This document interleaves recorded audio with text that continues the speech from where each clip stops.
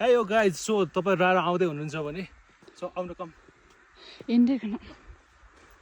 So तपाईँ proper information दिएर मात्रै आउनु होला। तपाईँहरूको राराको तालसम्म गाडी पनि आउँदैन, सो बाइक नि आउँदैन। सो तपाईँ हिँड्नु सक्ने मान्छे 1.5 घन्टा 2 घन्टा हिँड्नु पर्ने हुनसक्छ। सो हिँड्नु नसक्ने मान्छे यस्तै घोडाहरू चढ्नु पर्ने हुन्छ। सो घोडाहरू देखिरहनु भएको छ। सो वा तपाईँहरू यदि रारा आउने प्लान गर्दै हुनुहुन्छ भने सो एकचोटि राम्रोसँग बुझेर मात्रै आउनु होला। सो राम्रोसँग बुझ्नु भने तपाईँ बाटो पनि धेरै अफ रोड छ। तपाईँहरू बाइकमा आउनु भने पनि तपाईँहरूलाई धेरै गाह्रो हुन्छ। सो त्यही भएर यदि एक्सपिरियन्स राइडर हुनुहुन्छ भने मात्रै तपाईँ बाइक लिएर आउनु होला, नभए तपाईँलाई धेरै गाह्रो हुनेवाला छ।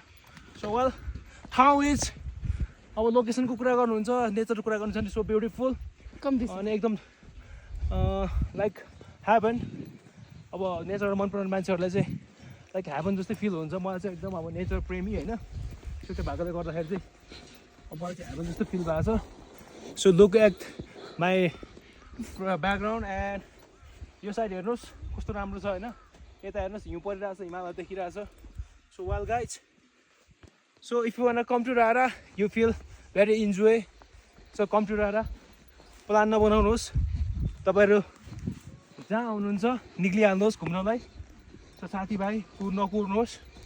साथै तपाईँ रारा आउने सोच्दै हुनुहुन्छ भने सो लेट नगर्नुहोस्, तपाईँहरू हिँडिहाल्नुहोस्। म जस्तै एक्लै यसरी घुम्न आउनु सक्नुहुन्छ।